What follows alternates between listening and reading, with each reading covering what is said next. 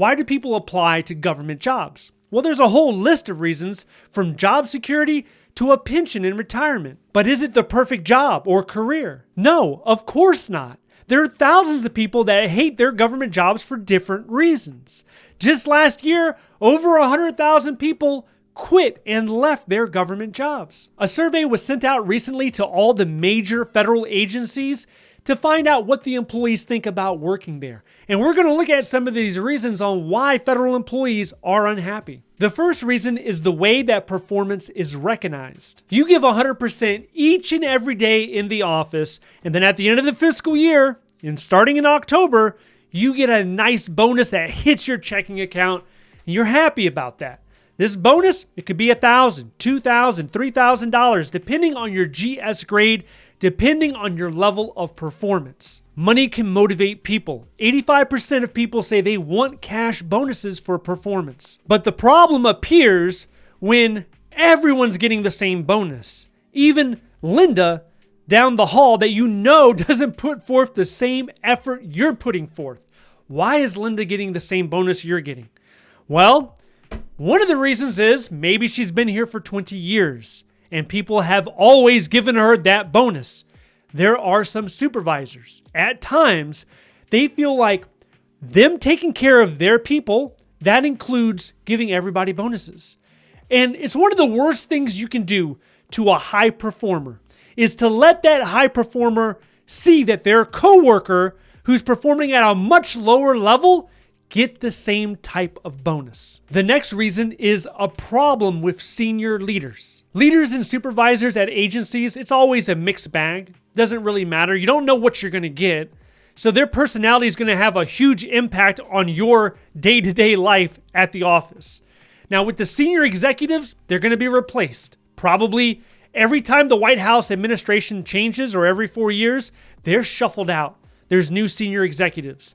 And this has a big impact on the agency because the mission can completely change. The direction and focus of that agency can change. There's not much you could do about that. GS-14s, GS-15s, they can switch out as well. They're jumping around trying to take better opportunities for themselves.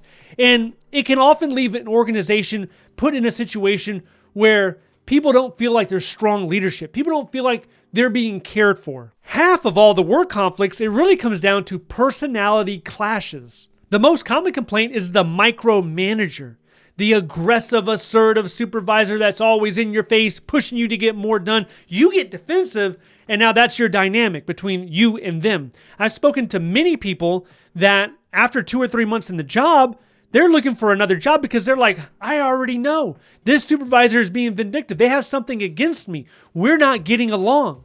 And there's nothing wrong with jumping agencies. The only caveat to that one really is for competitive service jobs, there's a 90-day rule before you can transfer out. So keep that in mind. Outside of that, you can jump around if you want to. You're not always going to have the best supervisor when you get into that agency. And that's why I stress so much that during the interview, you need to have a good feeling on who your supervisor is going to be.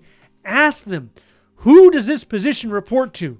And if it's that one person that's giving you a bad vibe, that's a red flag. That's an indicator. Maybe you need to consider this a little bit further. Third reason is satisfaction with the pay. People want to get paid more. This is everywhere.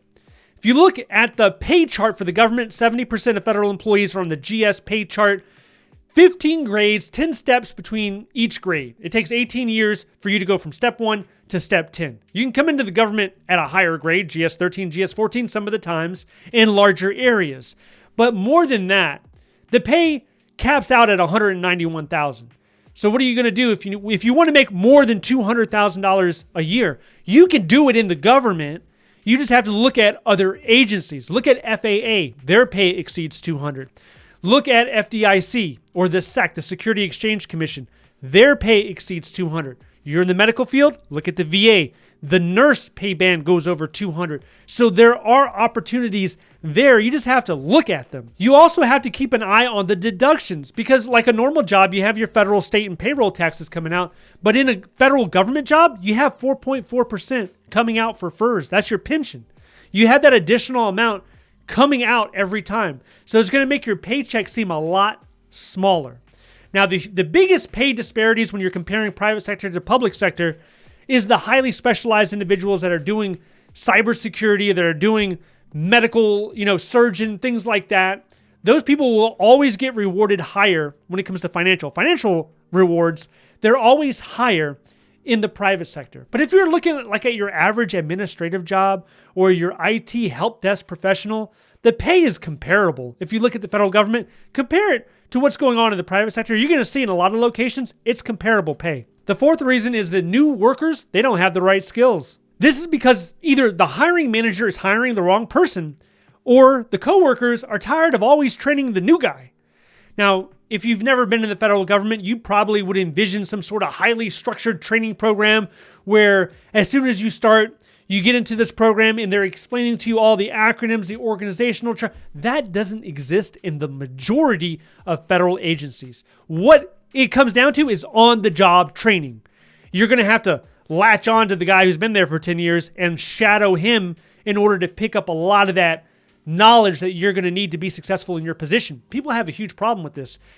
And it goes beyond that. Also, job announcements are not always reflected accurately to the duties of that position. Now, there's things you can do about this. You can request a desk audit. Like if you find the job that you apply to is like 100% different than what you're doing, it could be a case for a desk audit. Problem with that is most desk audits end up in a reduction. So you accepted a GS-11. You're like, wait a minute, I didn't sign up for this. They analyze the position. You're like, you know what? You're right. But now you're a GS-7. And you're like, what? I'm taking a $40,000 a year pay cut? Some people, it's not worth it. The fifth reason is the workload is not reasonable. This varies between agencies and offices. You have some people that are overwhelmed. They're doing multiple additional duties. So you might come in as a program analyst and they're like, hey, by the way, can you manage this high risk program? And you're like, okay. Oh, by the way, can you be the system security administrator? You're like, okay. By the way, can you also help out with privacy? You're like, okay. Before you know it, you have 3 or 4 letters saying that you're the alternate for all of these different positions in the office. And then people go on leave and now you're overwhelmed. So you need to talk to your supervisor about this. Give them a realistic idea of what you're managing and ask them, what is the priority here? I got 20 things I got to do. What is the priority? And oh, by the way, we might need to hire some more people in order to support this workload. This also comes down to the agencies, right? There's a ranking of all the agencies. There's over 400 of them. If you want to know what type of agency you're going into, or if you have 2 job offers, you're trying to decide what is the better offer, get on the website, Best Places to Work. Check it out, find out the ranking, see what people are saying about that agency. There was another interesting question that was asked in the survey, question 16. It asked, what happens to poor performers? Only 10% of them were removed. 40% remained in the work unit and continued to underperform. To terminate an underperformer on the team, it's going to come down to your supervisor. Are they willing to spend the extra time and effort to get that person out of there? You have to do a performance improvement plan. You have to document it. You have to do everything. And then even once you have enough supporting documentation to get that person out of the agency, they can appeal it. So that's why a lot of people, they don't even go through the work and they'll let the underperformer stay there. So that impacts and deteriorates morale across the entire team.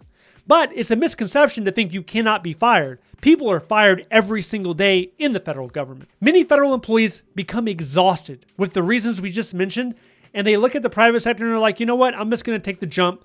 I'm just going to try the private sector out and see if it's any better. You know that saying, the grass is always greener on the other side? A lot of people take the jump.